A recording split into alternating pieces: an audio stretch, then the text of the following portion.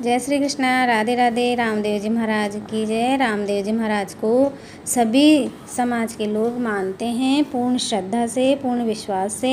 इनके सभी लोग जात जरूर देते हैं, भोग लगाते हैं, इनके स्थान पे दर्शन करने जाते हैं। इनका जन्म राजस्थान के पोखरण के रुणीचा नामक स्थान पे हुआ था।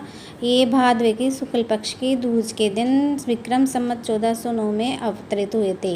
इनके पिताजी का नाम अजमल जी था और इनकी माता का नाम मेणा देवी था। कहते हैं राजा अजमल के काफ़ी समय तक कोई संतान नहीं हुई, तो ये द्वारकाधीश की सेवा पूजा में लगे। सेवा करते करते भी काफ़ी समय निकल गया था, तो आखिरी में अपनी पत्नी से बोल के गए कि अगर मेरी जो इच्छा पूर्ण नहीं होगी तो मैं वापस नहीं आऊँगा। ये कहकर अजमल जी द्वारिका चले गए। वहाँ पे गए तो पंडित से द्वारकाधीश से मिलने की अरदास करने लगे। पुजारी जी ने अजमल जी को द्वारकाधीश की मूर्ति के सामने खड़ा कर दिया और बोला, यही द्वारकाधीश है। तो अजमल जी उनसे बातें करने लगे, उनसे अपना दुख सुनाने लगे, रोने लगे, लेकिन वहाँ से किसी तरह की कोई आवाज़ नहीं आने के कारण अजमल जी को गुस्सा आ गया और वो जो प्रसाद भोग के लिए लेके गए थे, चूरमे का लड्डू, उसकी मुँह पे दे मारे। ये सब पंडित देख रहा था, पुजारी जी, तो उन्होंने सोचा ये तो पागल हो गए। उनसे पीछा छुड़ाने के लिए बोले, राजा जी आपने ये क्या किया? राजा जी ने कहा, मुझे द्वारकाधीश से मिलना है, उनसे बात करनी है।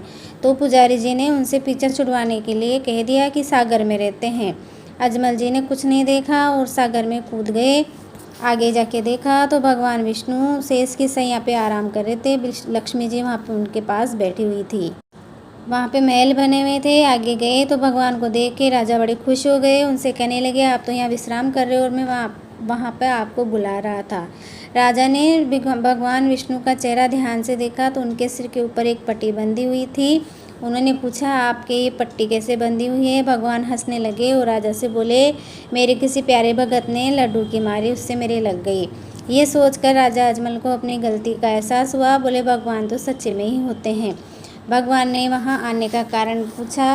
राजा ने कहा, भगवान आप सब जानते हैं मेरे कोई संतान नहीं है। मैंने ऐसे कौन से कर्म किए हैं जो मेरे कोई संतान नहीं है? दुनिया वाले मुझे अशुभ मानते हैं। उसकी करुण विनती सुनकर भगवान खुश हो गए। भगवान ने राजा जी को वरदान दिया कि तुम्हारे मैं खुद अवतरित होऊंगा, तुम्हारे घर पे मैं खुद जन्म लूँगा।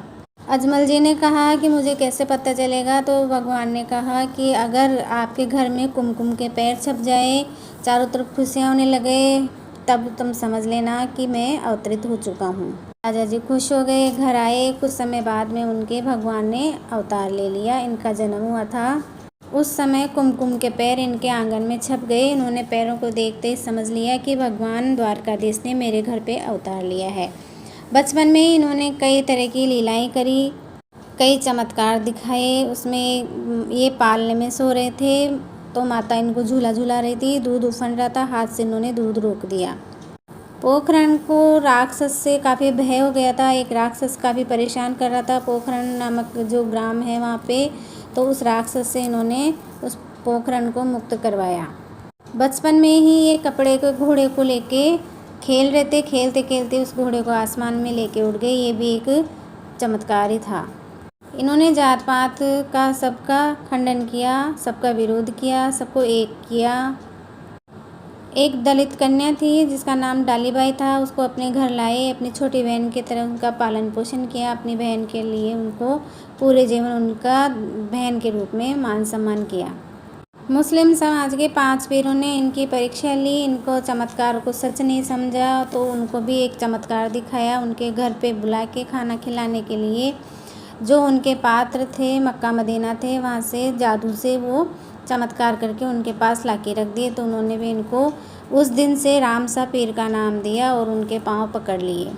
उस दिन से मुस्लिम समाज इनको रामसा पीर के नाम से जानते हैं। इस तरह से हिंदू मुस्लिम वर्ग सभी तरह के जितने भी समाज है सभी रामसा पीर को मानते हैं।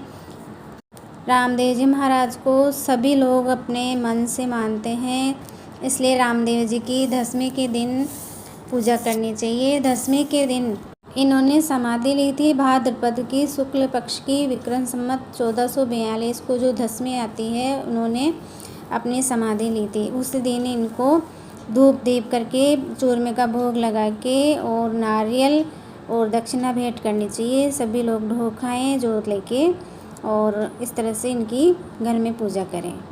अगर तस्वीर या मूर्ति है तो उसकी कर लें, नहीं तो अपने घर में किसी एक जगह आंगन में स्वच्छ जल से चौका लगाए, 4 कोण का, 4 तरफ का कोना लगा के 4 और मिट्टी से या गंगा जल से उसको साफ करें, पवित्र करें। प्रसाद लें, रोली मोली चावल, नारियल, कुछ मखाने ये प्रसाद में लें, फूल लें और रामदेव जी महाराज का नाम लेके वहाँ पे 7 तिलक लगा दें और वहाँ पे रोड़ी मोड़ी चढ़ा दें, पुष्प चढ़ा दें और जोत लें। दीपक जला के, देसी घी का दीपक जलता है, उससे जोत लेके रामदेव जी महाराज का चूरमे का भोग लगाएं, नारियल भेंट चढ़ाएं और इस तरह से रामदेव जी महाराज की जोत ली जाती है। जो जोत में जो भभूति होती है उसको पानी के लोटे में डाल के पूरे आंगन में छिड़काव दिया जाता है। इससे हमारे घर में सुख शांति बनी रहे।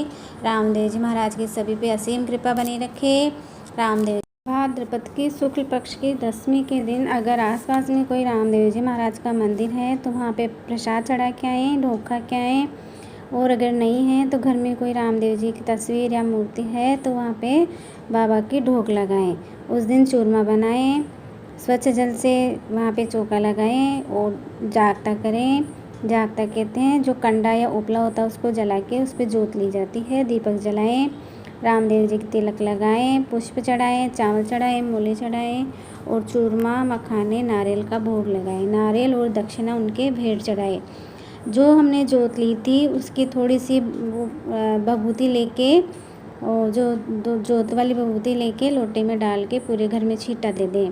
इससे हमारे जो घर में रोग दोष हैं वो सब खत्म हो जाते हैं, सुख शांति बनी रहती है, आपसी प्रेम बना रहता है। क्योंकि रामदेव जी महाराज प्रेम के ही पुजारी थे। उन्होंने सभी को सम्मान दिया, आपस में तालमेल बना के रखा और आपसी सामंजस्य बनाने में काफ़ी सहयोग किया था।